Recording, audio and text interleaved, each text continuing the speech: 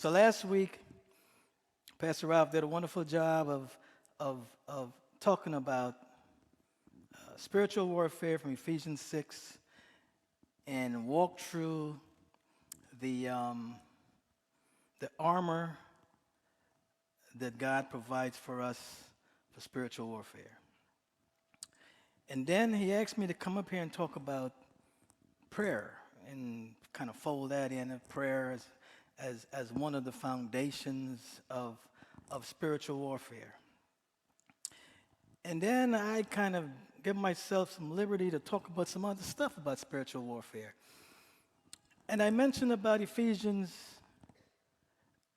6, the first 4 chapters, of how important those 4 chapters are in order to understand chapter 6, right? I said the way it looks that Paul, what he was doing, and he does this all the time.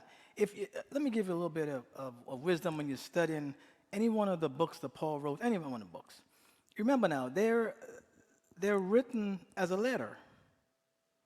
So if you're writing a letter to me, you might start by telling me some stuff that I need to know and some other stuff that I need to know.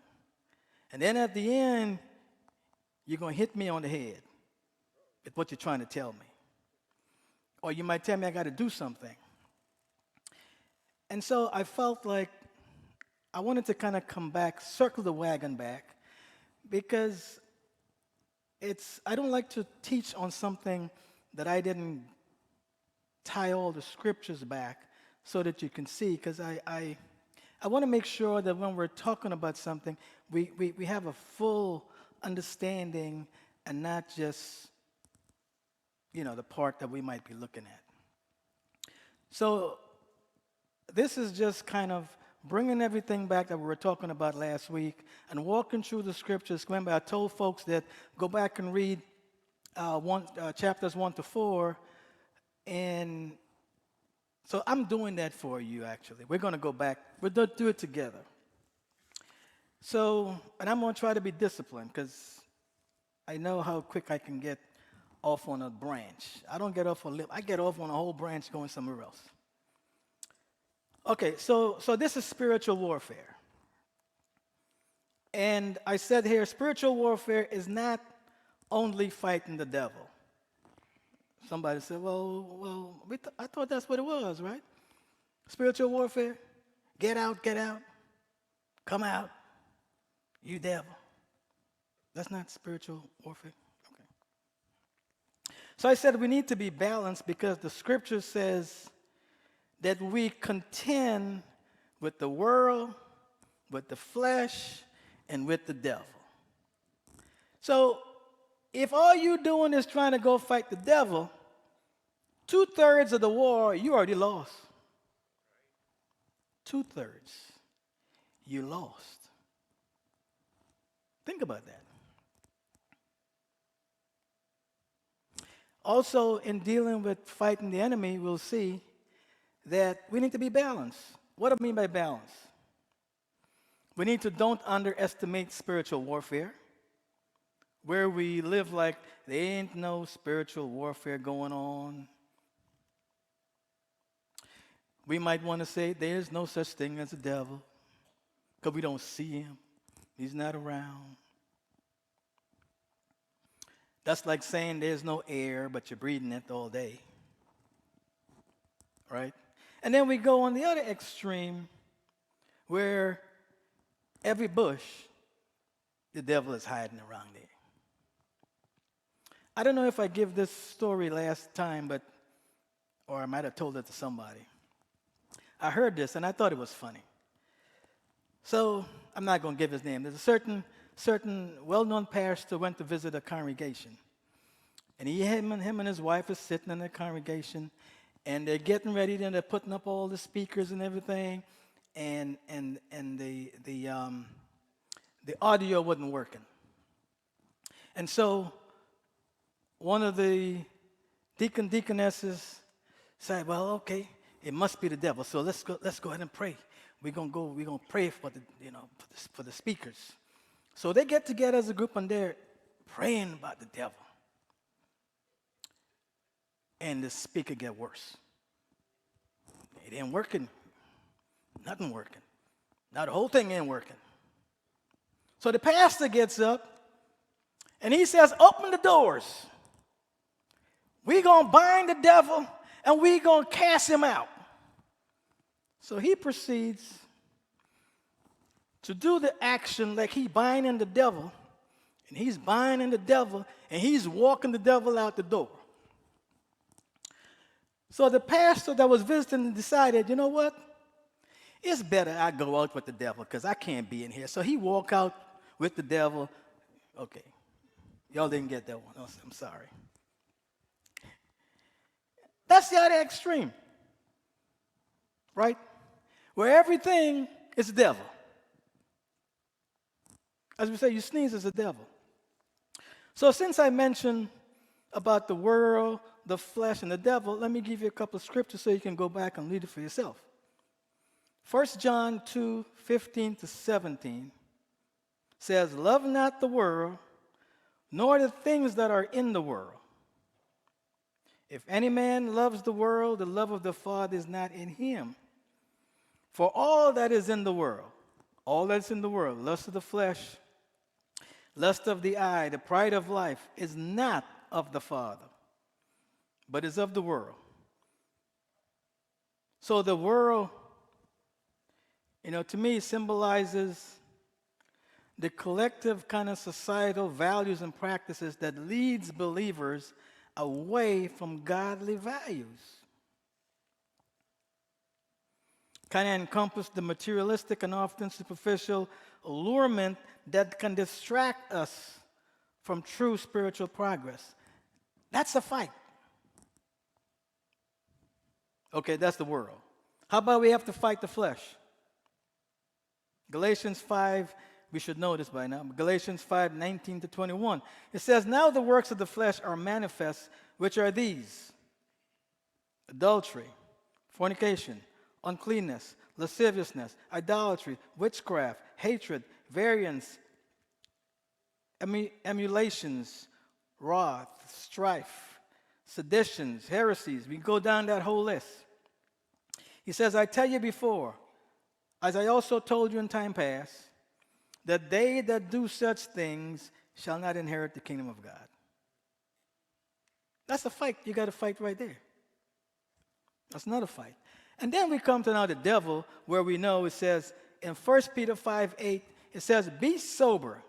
1 Peter 5, be sober and be diligent, because your adversary, the devil, as a roaring lion, he walks about seeking whom he may devour. So, he's another adversary we have to fight.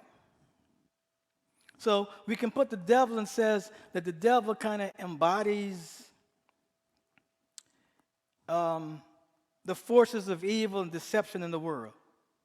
According to 1 Peter 5, it says he prowls around, he seeks.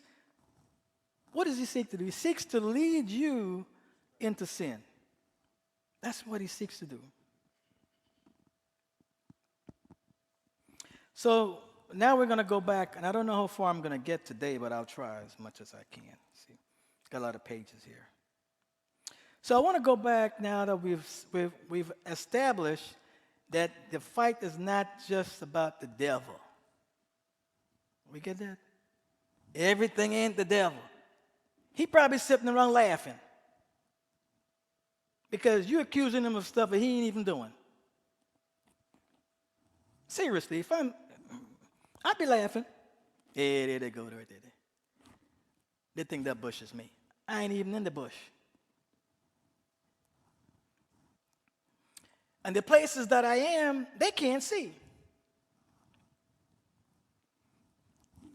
That's a whole nother topic. But let me go back and read. I want to read, set the stage again.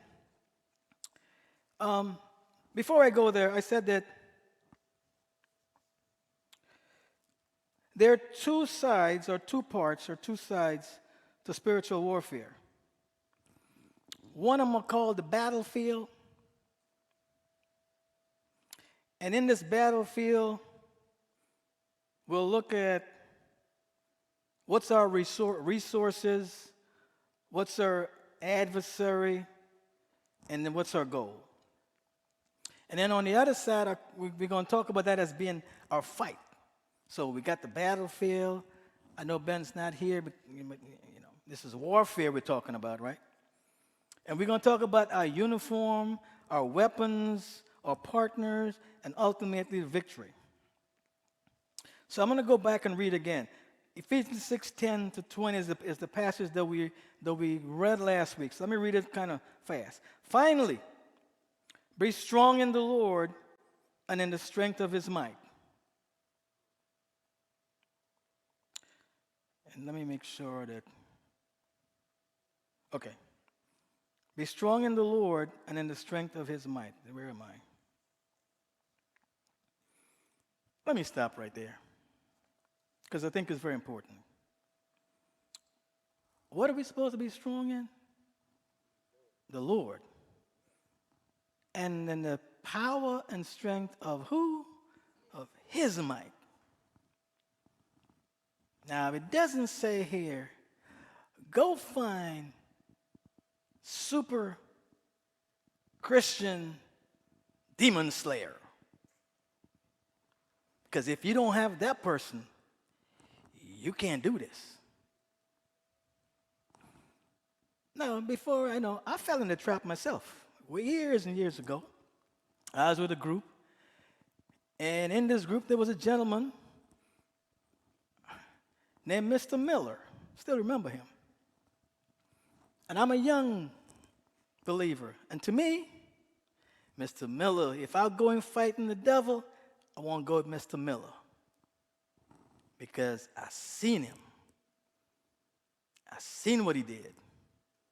I eyeballed it. I witnessed it.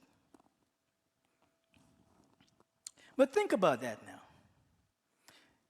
And it's going to take a little time for me to separate what I call biblical theology versus experience. And I know this is something that we always got to deal with. Because you saw something doesn't mean it lines up with the scriptures. Doesn't mean it's biblical. Yeah, but Pastor Hilton, I saw the demon scream. I saw that. We can go there, but for now, I want to make sure that we understand that, right? For we do not wrestle against flesh and blood, but against rulers, against authorities, against the cosmic power over this present darkness, against spiritual forces of evil in heavenly places. I want you, if you can, I want you to underline in your mind in heavenly places. That phrase is very important. One thing I was talking to Cameron about that I would like to do somewhere along the line, if we can get a little bit more technology, so, I can have a little tablet, and when I'm kind of teaching, I can underline, and then you see it underline up on the screen and all this. What? A John Mad? You scroll? Okay. I say that only because, for me, because I studied this stuff and I wrote it down, it's easy, but when you're not really seeing it and really dealing with it, it can come just kind of cloudy. But anyway, verse 13, therefore, take up the whole armor of God, that you may be able to withstand in the evil day, and having done all to stand, verse 14, stand therefore, having girded your waist with truth, having put on the breastplate of righteousness, having shod your feet with the preparation of the gospel of peace.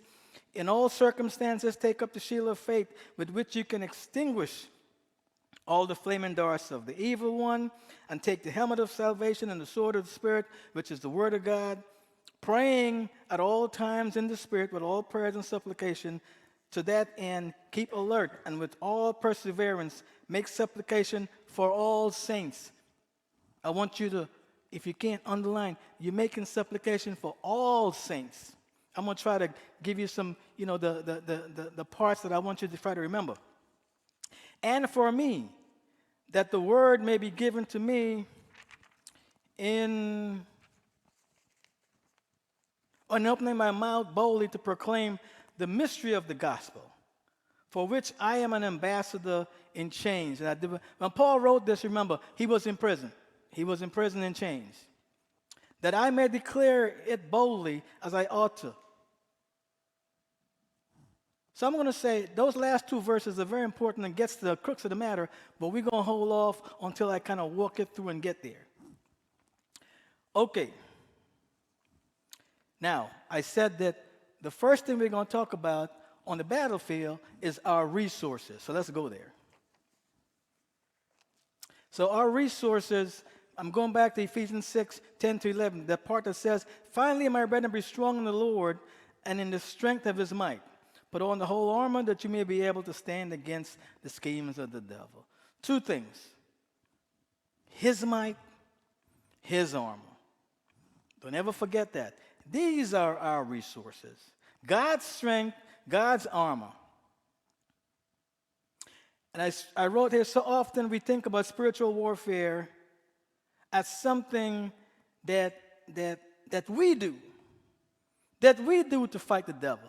And sometimes we look at spiritual warfare as this individual thing that I got to do. Yes, it's individual, but I'm going to show you that it's not just individual. It's corporate. When you look at spiritual warfare, you have to look at it corporate. It talks about the saints that we talked about early on, right? So keep that in mind. So I said here, again, it's God's armor, God's strength. Now, for those who've been in deliverance ministry, you learn some phrases. That's what we learn. I learned the phrases too. I knew them real well. Let me stop before everybody think that I'm anti-deliverance ministry. No, I'm not. I'm anti some practices. And I'm going to get to the detail of those practices in a minute, hopefully. Oh, no. I ain't afraid of casting out demons. No. But there's some practices that we have to search out and see if it's biblical.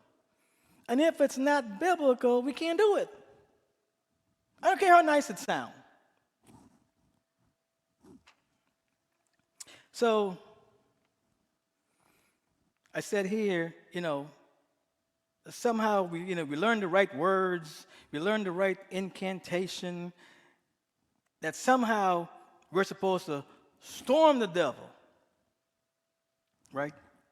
And kick him out.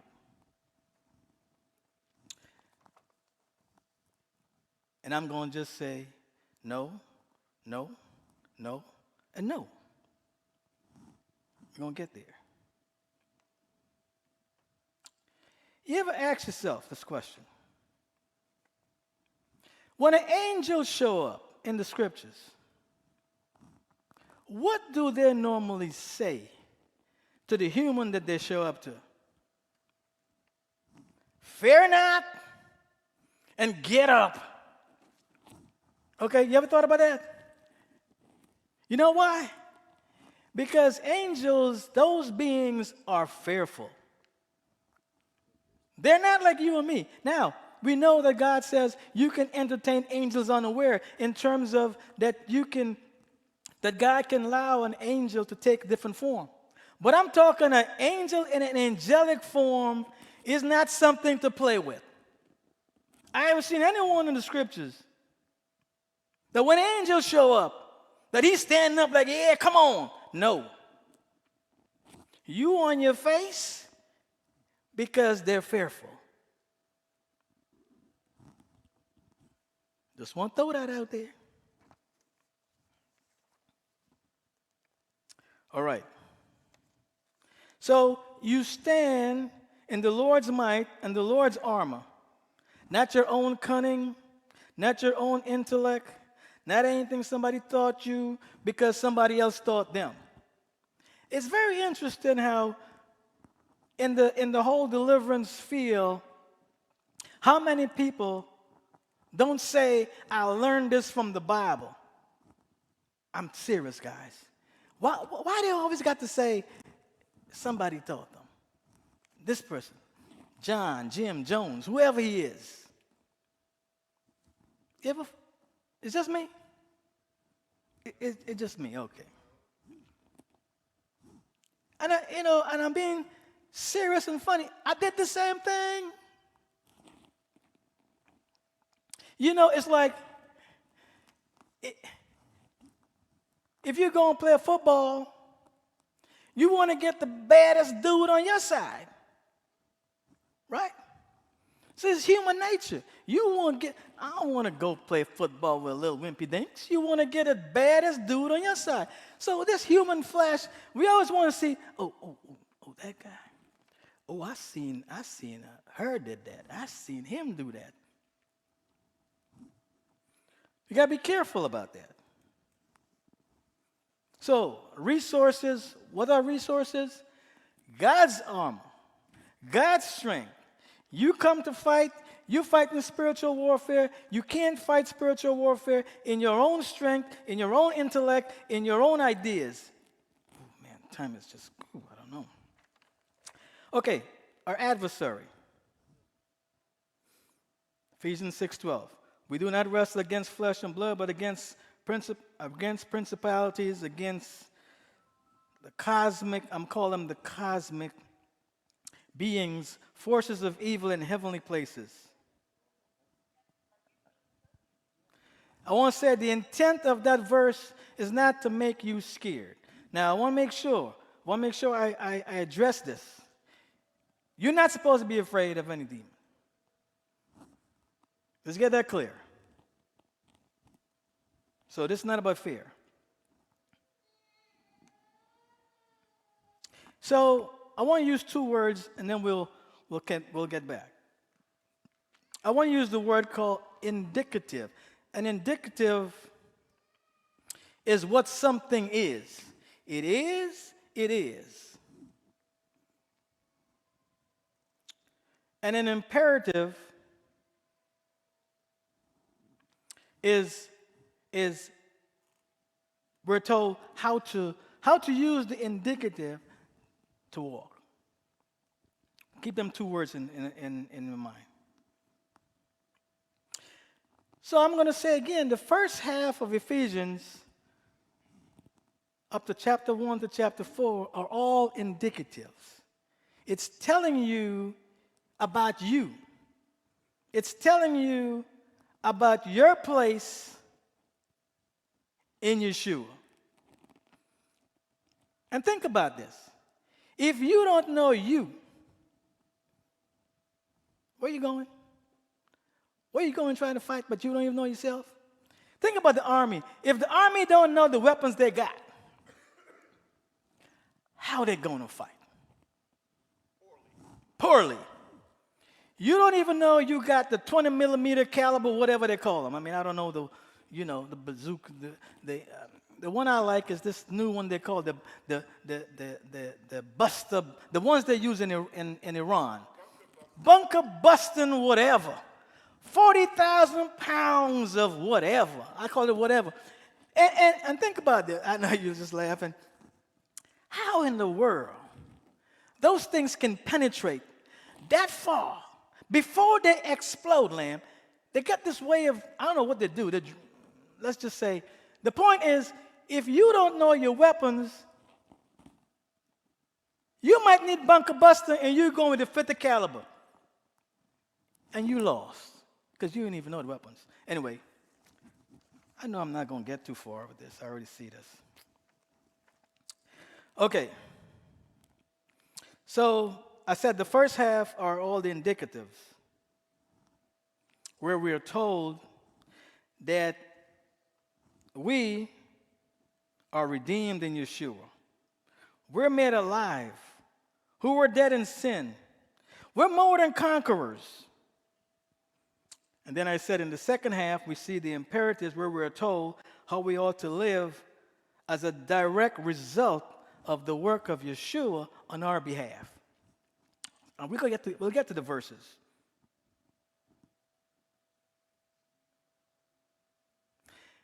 And I said we cannot obey apart from who we are in Yeshua. we cannot achieve apart from the power of Yeshua in us. And I said here it's important to understand why Ephesians was written. So back to Ephesians 6:12 says, we wrestle not against these flesh and blood and against cosmic powers, this present darkness, the spiritual forces in heavenly places. That's very important. Because we know, when we look back in Ephesians 4, we'll see in a minute, that we also have spiritual blessings. Where? In the heavenly places. The war is in heavenly places. Our blessing is in heavenly places. You see, you can't have the war like you're fighting a war. You're fighting a war with Iraq, but you went to Saudi Arabia. How we doing that? Where is the war? In heavenly places. And where are we blessed? In heavenly places, according to Ephesians 1:3. Ephesians 1:3, if you could put it up there. Blessed be the God of our Father, or our Lord Yeshua, who has blessed us in Yeshua with every spiritual blessings in the heavenly places. See that? See, we're going back now. We're going back to the indicatives, right? You are blessed with every spiritual blessing right where the war is, in the heavenly places. Okay. So we see that the heavenly places are where we have been blessed in Yeshua with all these spiritual blessings. So the question is, what are these spiritual blessings? Now, I don't have time to go through all the spiritual blessings because there's a lot. But how about spiritual blessing that you are chosen by God? You have been redeemed. You've been transformed from the kingdom of darkness to the kingdom of light. You're sealed with the Holy Spirit. You're empowered to walk in newness of life. If you don't know that, where are you going to fight? If you don't know that you have power in heavenly places, how are you fighting this war in the heavenly places? I'm just asking the question. This is why the indicatives is so important. This is why Paul took his time in them first 4 chapters to basically let you know who you are, all the weapons you got, before he got to chapter 6. Chapter 6 is just a review of what he's talking about in 1 to 4. He just kind of brings it back all together so he's going to remind you, this is all what you're supposed to. You ain't talking about weapons of warfare. But he laid it all out in chapters 1 to 4. I know I got to keep going. We ain't going to get anywhere. How about Ephesians 2, verse 4 to 7? But God, being rich in mercies, because of the great love with which he loved us, that when we were dead in our trespasses, he made us alive in Yeshua. You're alive in Yeshua. That by grace you have been saved and raised up with him, and you are seated with him. Where? In the heavenly places. But in the heavenly places, in Yeshua, you can't miss that part. Remember now, we talked early on about how it's because of what? God's might, God's strength. So everything we're talking about, it's kind of adding up. So you can't, as we're going, you can't just say, okay, I forgot what we just talked about. You're not going to get it. You can't forget as we're laying it down, because it all comes back to Ephesians 6 at the end. And then Ephesians 6 becomes so much more powerful to you, because by then you should know who you are. Now, don't get me wrong. You feel like you want to jump or go read Ephesians 6, do it anytime. It's wonderful. Any part of the scriptures you can read. I'm all for that. But it was a letter he wrote. He didn't start in Ephesians 6. Make sense? Does that make any sense to anybody? Again, it was not wrong to talk about Ephesians 6 by itself. It's a wonderful thing. At least know you got some weapons. Know you got an armor. But knowing who you are in Yeshua, and then you combine that with the weapons of the warfare that he gives you, oh man, it's a different story. Now we're talking about bunker busters. Okay, so let's keep going. Where am I? So that in the age to come, that's Ephesians 2:4-7, in the age to come that he might show the immeasurable riches of his grace and kindness towards us in Yeshua. Let me just say this. I think I might have said before. If you take Yeshua out the equation, you ain't got an equation. Thank you, Lamb. I got a cheering section over there. You ain't got an equation. You can't solve nothing. Every time you try to think about doing something, you should have a thing in your mind that says, where is Yeshua? And if he ain't there, stop. Don't go nowhere. I'm talking about your own self. I'm talking about me. If I'm going to do something, I had to. My week always gets fascinating. I had to tell a young believer. Young believer was about to just, and this young believer, I know, I know this young believer real good. This young believer has wonderful, wonderful qualities, but needs a little tempering. So this young person was, they got all this plan, and they talked to me about it, and I stopped him. I said, okay, I heard it all. I said, but where's Yeshua? Yeah, but I said, stop. I said, if you come to me, we got to pray first. I don't want to hear what you're going to do. We ain't prayed about it yet. They got quiet. This happened just this week. I said, it dawned on me that you already got your plan.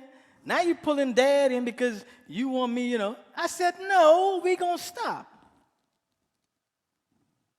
Oh, there I give it away just now. I didn't realize that. I just give it away. I said, stop. I'm sorry. I stopped him in the track. I said, wait a minute now. Screech! We ain't going nowhere.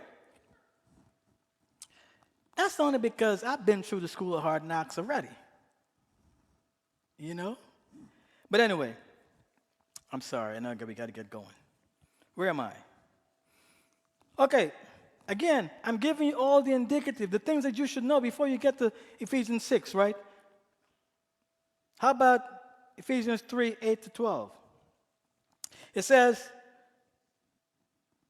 Paul's talking about he is the least of the saints. He said, but this grace was given to me to preach to the Gentiles the unsearchable riches of Yeshua and to bring to light for everyone what is the plan of the mystery hidden for ages in God who created all things, so that through the church the manifold wisdom of God might be made known. And I want you to, might be made known to who? I want you to hold them. Let's keep going. To the rulers and the authorities in the heavenly places. So he's talking about this manifold wisdom that he has and that we have. That we are blessed with every spiritual blessing in the heavenly places. So I'm seated with Yeshua in the heavenly places. And then through the church, this is the point I want to bring forward. Yes, spiritual warfare is individual, but spiritual warfare is about the church.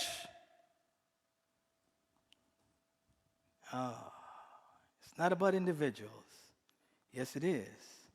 But it's about the community of believers that's under Yeshua, that Yeshua says that the gates of hell cannot prevail against the church, the community, the believers. Okay. Where am I now?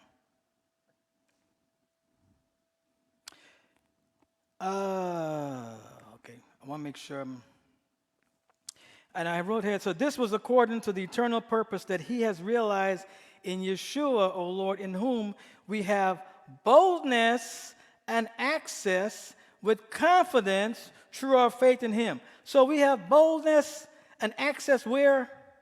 In the heavenly places. I want you to see that.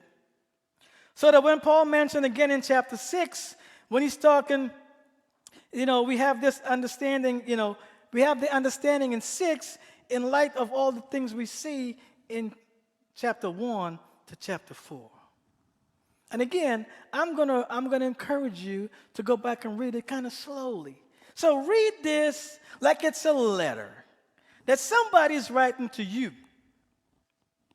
You don't start the letter at the back, do you? No, you don't. Don't be lying. Somebody give you a letter, anyway. Okay, so let's keep going.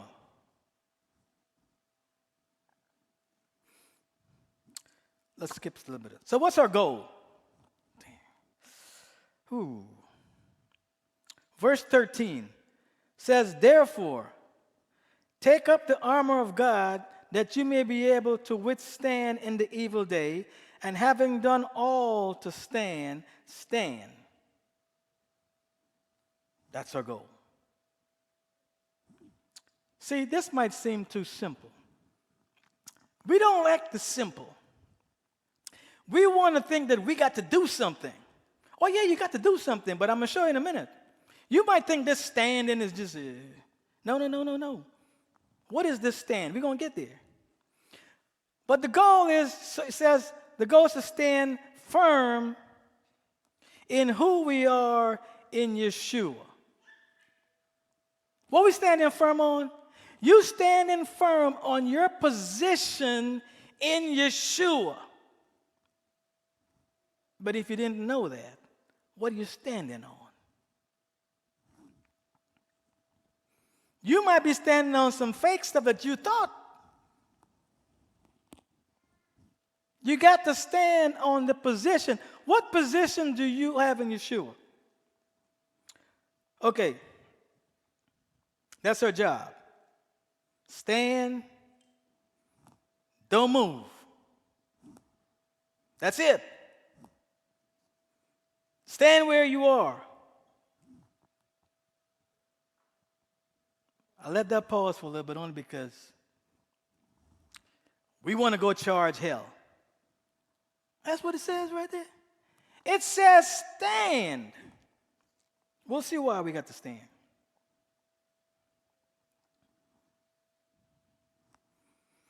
I'm going to be funny. It's not about taking a water pistol and go and fight the enemy.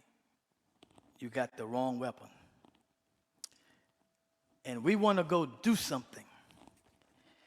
And God says right here, I want you to stand in your position in Yeshua. Okay? Hold your post. Stay your ground. So let's go back to Ephesians. We go back to the indicatives again. Ephesians 4:13.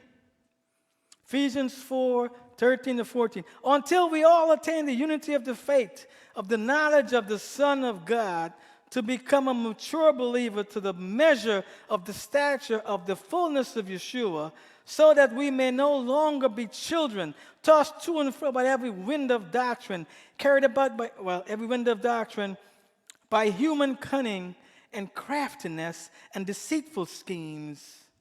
Stand firm. That's what you're standing on. You're not being twisted away by every little scheme they got.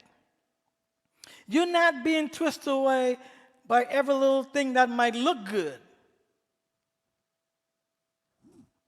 You're supposed to judge. How are you going to judge if something is of God or not? If you're running around with a water pistol, you ain't standing. Look, guys, the stand is standing in knowing who you are. So that when you stand against the enemy, you can quote all these scriptures from Ephesians 1-4. I am more than a conqueror. I am seated with Yeshua in heavenly places. Where am I going? I'm going to stand against the evil one. And it tells us how to do that. We're going to get there a little bit. So, what's our goal? I'm saying our goal the way I see it in the scriptures. Now, I always tell everyone, if you find something a little different, please bring it to my attention. I'm not joking. Bring it to my attention. I'm not Mr. Know-it-all. If you think that of me, you don't know me. But I strive to see, if it ain't the word, I'm have a hard time to do it if I can't let the actions. I'll look at the watch. If I can't let the actions line up with the Word of God, but that's my job. That's your job. Hey, think about this. The Apostle Paul is teaching the Bereans, right? And so you would think that the Apostle Paul, that's like saying, Pastor Ralph or Pastor Mike is teaching us. And we're supposed to take whatever they say as being right. No. What Paul told the Bereans, he complimented them, and he said they went back to study and see if it was so. So when I'm telling you go back to Ephesians 1-4, go back and come back to me and say, hey, you missed a couple of things. I know I missed a bunch of things because I can't pull all in one little teaching. But if you see something different, man, please come tell me. That would show you love me. Okay. Our uniform. So our goal is to stand. But it's not the stand, it's the standing in your position in Yeshua. So that when you know your position, you can walk without fear. You can understand when God says, I've not given you a spirit of fear, but of love and of power and a sound mind. You can walk like that.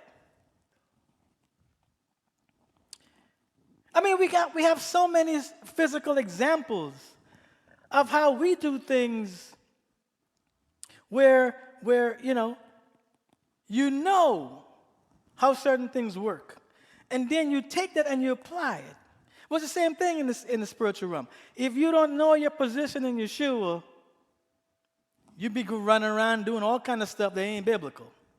We're going to get there. Okay, so Paul does a wonderful job with the uniform, and he took the most fearsome and well-dressed fighting man of their day, and he walks us through the uniform so that everybody understood exactly what he was doing. So those that he's talking to, they understood what he's talking about. When he's given these weapons and he talked about the uniform, they understood. So when he talks about, in verse 14 and 16, he says, stand therefore, having fastened your belt with truth. We have already been told this.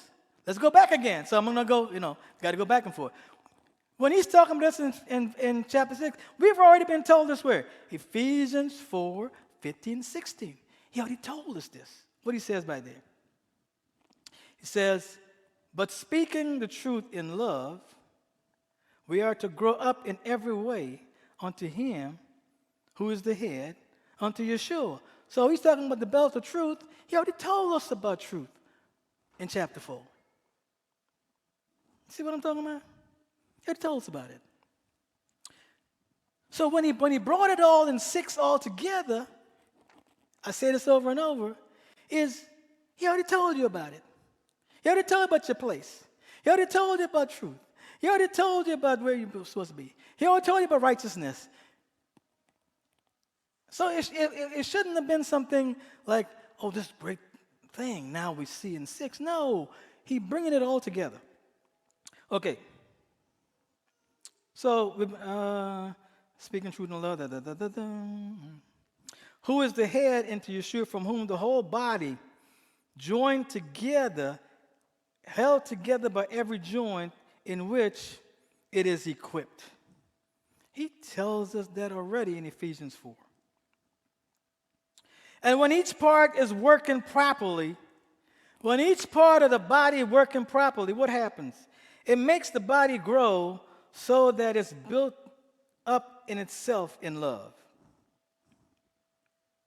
6:14. And having put on the breastplate of righteousness, okay, well, let's go back and see where he talks about that already. That's in Ephesians 4:22-24.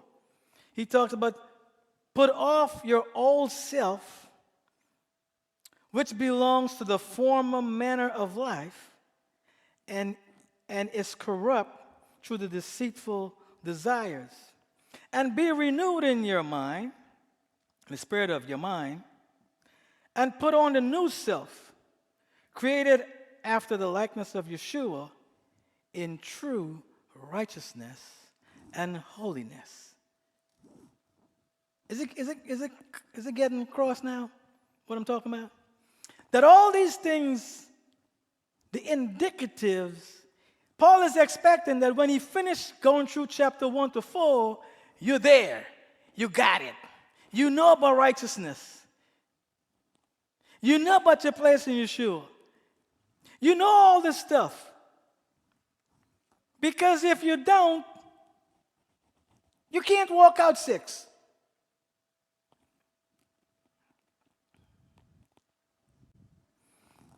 This is me just flushing this out to show you that he didn't just come up with this thing in chapter 6. He didn't just come up with that. He gets you ready.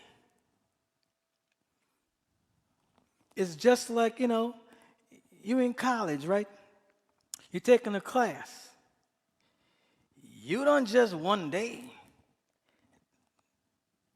do like what I used to do and get what they call the Cliff Notes. It's going to get you in trouble. That's only because I was prideful back then and I didn't like to study a non-engineering class. I just didn't. I'm being honest. If it wasn't engineering, I didn't want to do it. I didn't understand why they got to have all this stuff in it. Why I got to do psychology? I didn't want to. And I got in trouble for that because I tried to take the shortcut. Anyway, I want you to understand what I'm saying. I'm really, I know I can't really go into a lot more depth, and I got 7 more pages to go, and I ain't going to get through it. I really can't because I see the time. But I want you to see it. I want you to really get this. If you don't know your place in Yeshua, you can't fight your battle. If you don't know your place in Yeshua. But that goes for life, right? If you don't know, you can't do what you don't know. I mean, I can only think of myself and my profession, in engineering. You don't know calculus. What you doing in engineering? You got no business there. Right, Cameron? I got another sharing session. You don't know a differential equation. What are you doing in engineering? Take basket.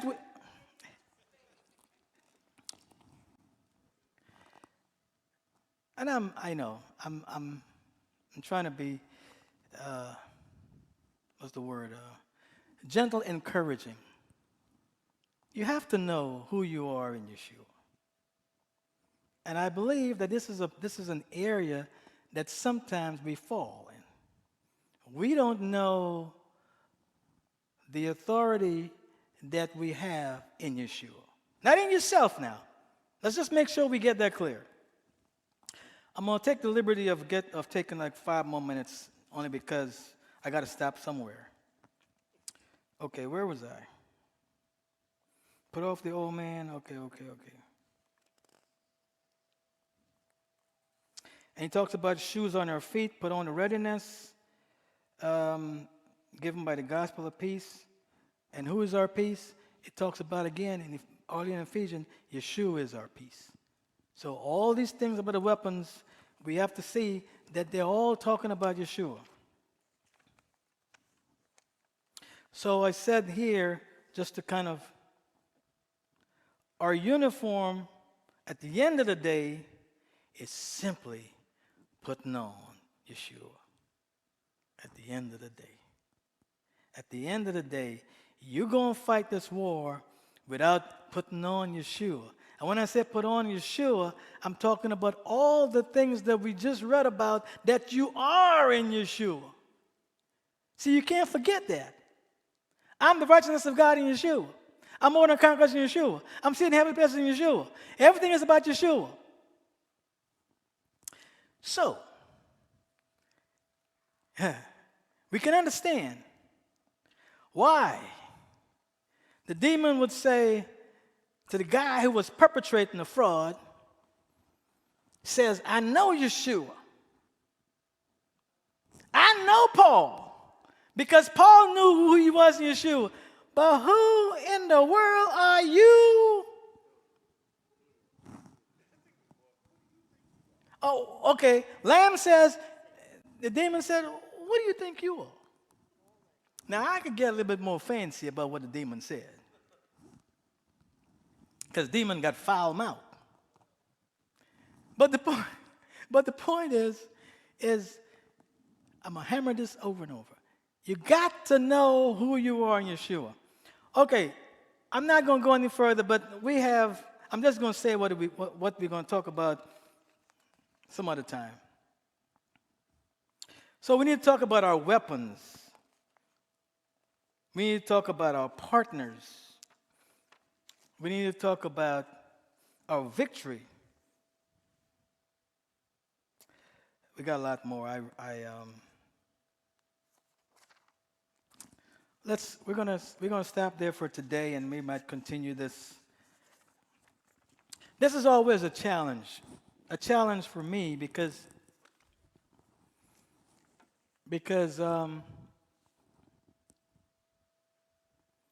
when you study something, of course you put a lot of time into walking it through. And the challenge is, how are you going to get that across in 45 minutes? That you took, I don't know how long. And the other challenge that I've always say is that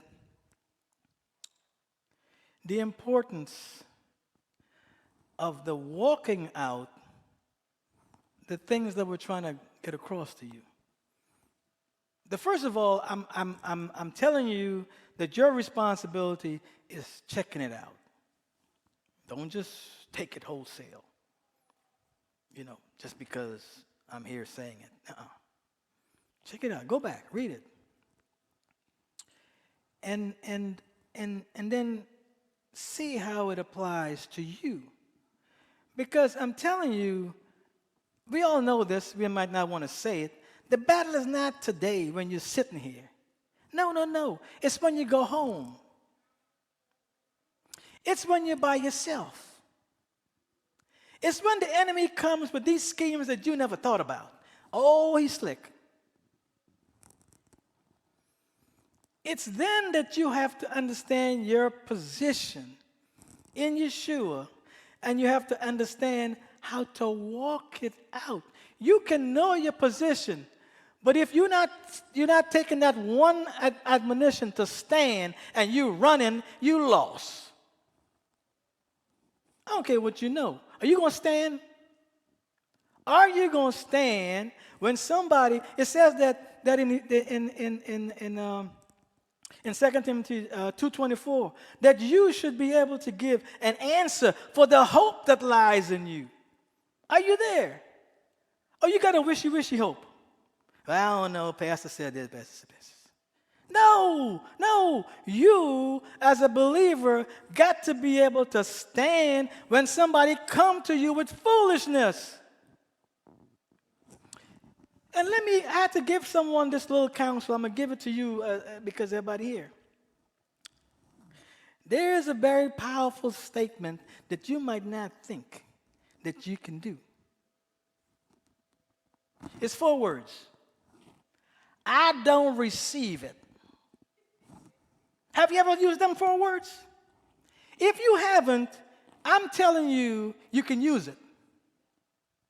I don't receive it. What am I talking about? Somebody come to you with some foolishness that ain't biblical. I don't receive it. You could have a smile on your face, and I don't receive it. I'm not joking. Someone was giving me this long explanation. I said, whoa, stop. I said, what did you tell him? I said, wait a minute. Let me just help you out. You didn't agree, right? But you got all this, you tying yourself in knots, making it worse. I don't receive it. Thank you. It's a wonderful day. And I'm going to keep my joy. Because if I go down the road, I might lose my salvation. If you know who you are in Yeshua, I'm going to say it again. You stand. Stand with what you know you are in Yeshua. But you got to know who you are in Yeshua. And don't let anybody talk you out of talking about, oh, you boasting. Yes, I'm boasting. I'm boasting in what Yeshua says of me. I'm going to take it, and until he tells me something else, I'm going. If he tells me I'm seated with him in heavenly places, I don't know how it works, but I'm seated with him in heavenly places. If he tells me I am the righteousness of God in Yeshua, then I am the righteousness of God in Yeshua. If he tells me I'm more than a conqueror, I am more than a conqueror. You got a problem with that? That's your... Okay. Hey, believers, stand. Stand. I don't care what... Stand. We just read that, right? That's our Bible. We just read, and we only in Ephesians. It doesn't mean it's not everywhere else. But it's funny how it's concentrated. When you read the book of Ephesians, it's concentrated in that first 4 chapters that all the indicatives that you're supposed to know about yourself. And then it gets to the wonderful part in 6, where he's now telling you how to walk it out. How to walk it out. And hopefully we're going to go through some more later on. There's a bunch of questions that some folks have asked me in the past couple of days, couple of weeks. And I don't know when we're going to get to them. Somebody want to know, is pleading the blood biblical? I got an answer for you. I'm not going to give you right now. I can't. But we're going to get there someday. Somebody had a question about binding and loosing. That's going to take me about 3 different messages if you want to do it the right way. I'm just telling you. We ain't got no problem with questions. Bring all the questions. If I don't have an answer, I tell you I don't have an answer.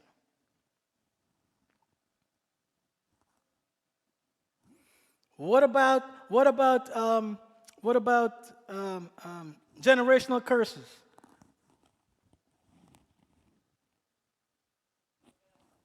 What about it? Yeah, you got to go ask. Can I give you the quick answer? Or there ain't no such thing.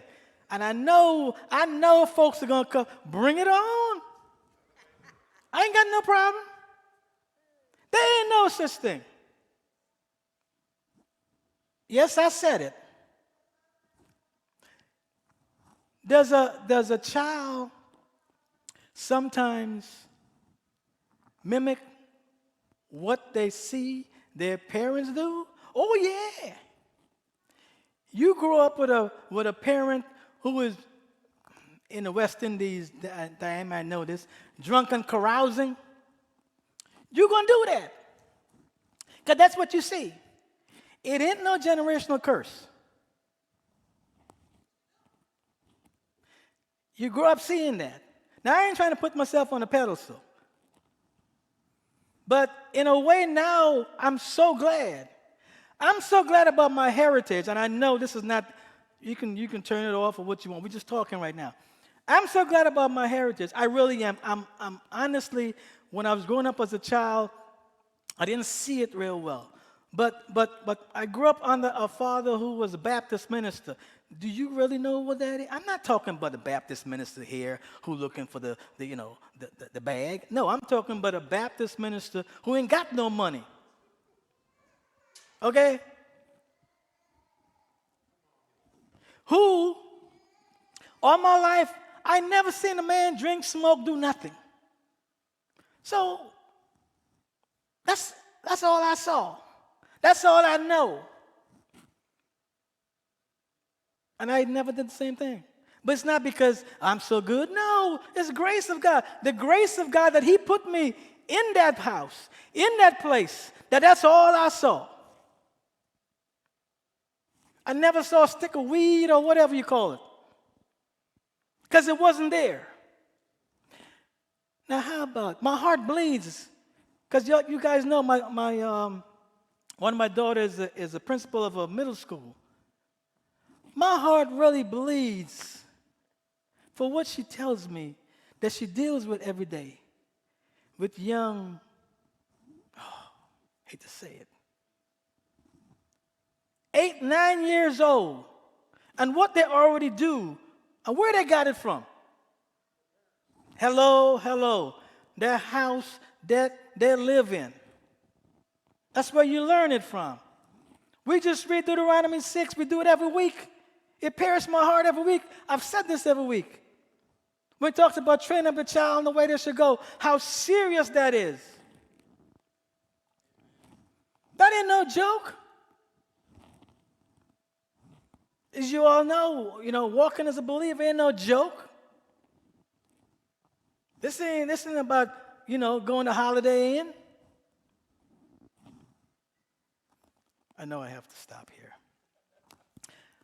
I hope that was helpful, but I feel like there's so much more, but 45 minutes, I can't really get it. So there's probably going to be a part 2 and a part 3 or something.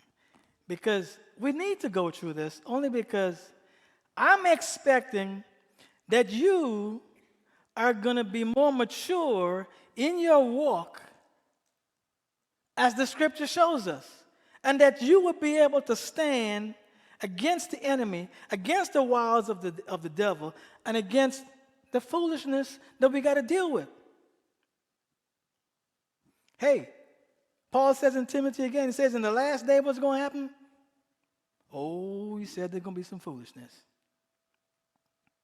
He says, man is not going to love truth.